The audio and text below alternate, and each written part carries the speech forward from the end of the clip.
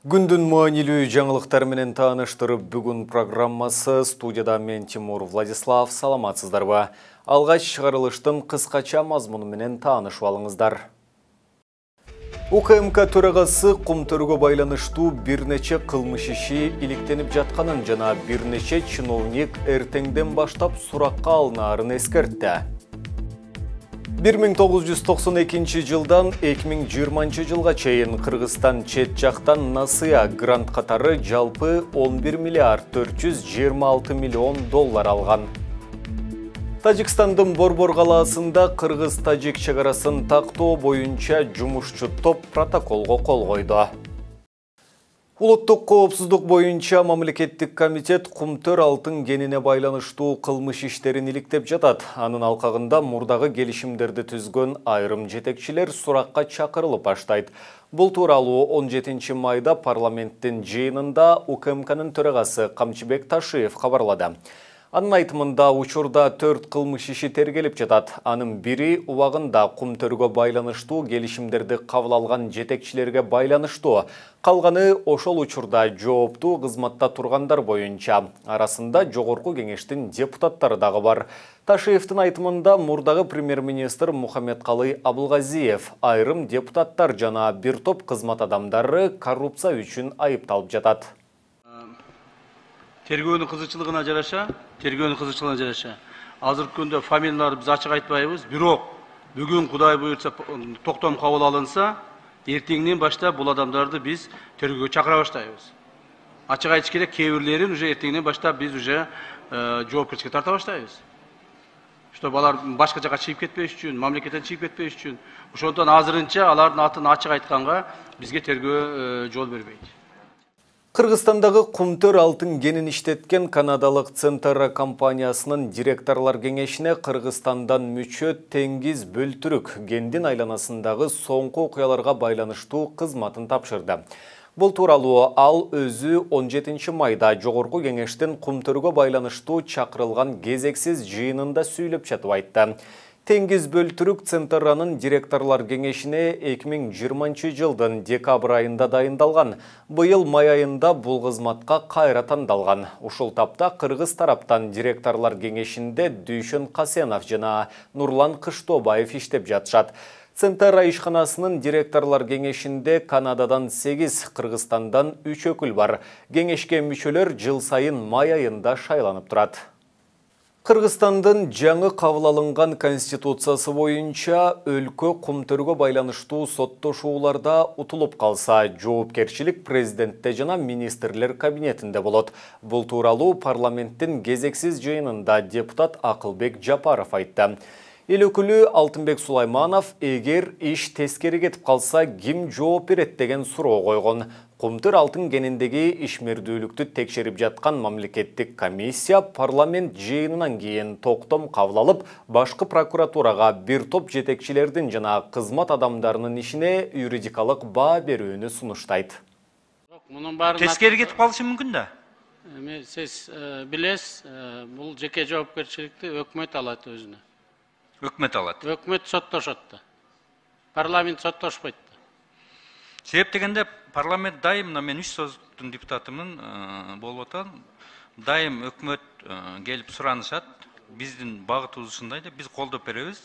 Мына аягында дагы парламент жаман болуп атат да. Азыр деле ошондой багытта биз колдоп беребиз дагы. Ким жооп берет ошол жерде? Өкмөт өзү жалгыз жооп береби? Жок, эми азыркы иштеп аткан конституция боюнча аткаруу бийлигинин башында президент турат. Демек, президент, анан кабинет министров жооп берет буга. 1992 жылдан 2020 жылга чейин Кыргызстан чет жактан насыя грант катары жалпы 11 миллиард 426 миллион доллар алган. Ошол эле мезгилде Кумтөрдөн түшкөн дүң кирешенин көлөмү 11 миллиард 338 миллион долларды түзгөн. Бул тууралуу депутат Акылбек Жапаров жогорку кеңештин кезексиз жыйынында Кумтөр маселеси боюнча талкууда билдирди. Анын маалыматы боюнча калдык сактоочу жайдагы мамлекеттин менчигине алынып жаткан баасы 5 миллиард 300 миллион доллар, 106 тонна алтындан тышкары, дагы 400 тоннага жакын алтын бар. Ошондой эле кыргыз тараптын макулдугусуз эле Кыргызстандын Центара Голд компаниясындагы акциялык үлүшү 33,3%дан 26%га чейин азайтылган. Кезинде геништеткен компанияга салынган 6 миллиард сомдон ашуун санкция өндүрүлбөй калган.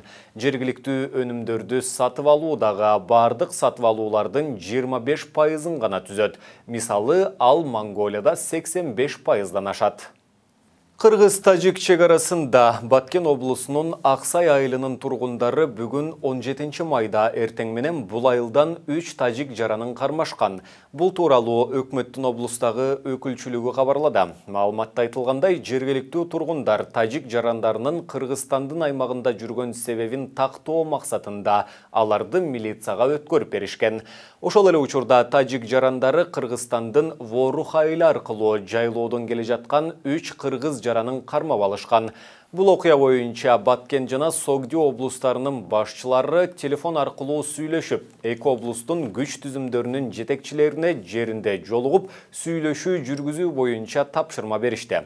Натыйжада эки облустун күч түзүмдөрүнүн жетекчилери жолугуп, эл менен бирге макулдашылып, эки тараптан тең кармалган жарандар бошотулгандыгы маалымдалды.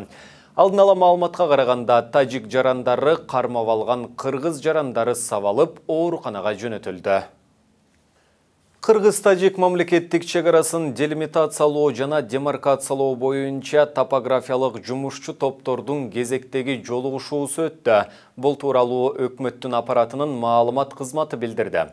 Жолугушуу 13-17 майга чейин Тажикстандын Дүйшөмбү шаарында болду. Анын жыйынтыгында тийиштүү протоколго кол коюлду. Тараптар кезектеги жолугушууну Кыргыз Республикасынын аймагында өткөрүүнү макулдашты. 15 майда кечки саат 22:30 чамасында Бишкектеги Масалиев жана Токтоналиев көчөлөрүнүн кесилишинде жол кырсыгы катталган. Бишкек шаардык жол кыймылын көзөмөлдөө башкы башкармалыгынын маалыматына караганда, Porsche Panamera унаасын айдап бара жаткан 39 жаштагы жаран жөө адамдар өтчү-өтмөктөн өтүп бара жаткан 28 жаштагы кызды уруп кеткен. Натыйжада кызды тез жардам Бишкектеги травматология жана илим изилдөө институтуна ар түрдүү жарааттар менен алып барган. Окуя болгон жерде ыкчам тергөө аракеттеринен кийин жол кырсыгына күнөөкөр адам Жогорку кеңештин депутаты Иса Өмүркуловдун уулу Азамат Өмүркулов экендиги жана ал мас абалында болгондугу аныкталды. Жабыркаган кыз арыз жазуудан баш тарткандыгы маалым болду. Депутаттын уулу буга чейин дагы жол кырсыгына кабылып, 2011 жылдын август айында Бишкектин чыга беришиндеги айланма жолдо кырсыктан 3 киши көз жумган. Ошол эле жылы ноябрь айында жабырлануучу тарап арызынан баш тарткандыгы үчүн иш токтогон. Бирок Азамат Өмүркулов жазасын алышы керектигин айтып, өзү арыз жазган жана сот аны 7 жылга эркинен шарттуу ажыраткан. Кыргызстанда 17 майга карата коронавирус дагы 259 адамдан аныкталды. Бул тууралуу Саламаттык сактоо жана социалдык өнүктүрүү министрлигинен билдиришти.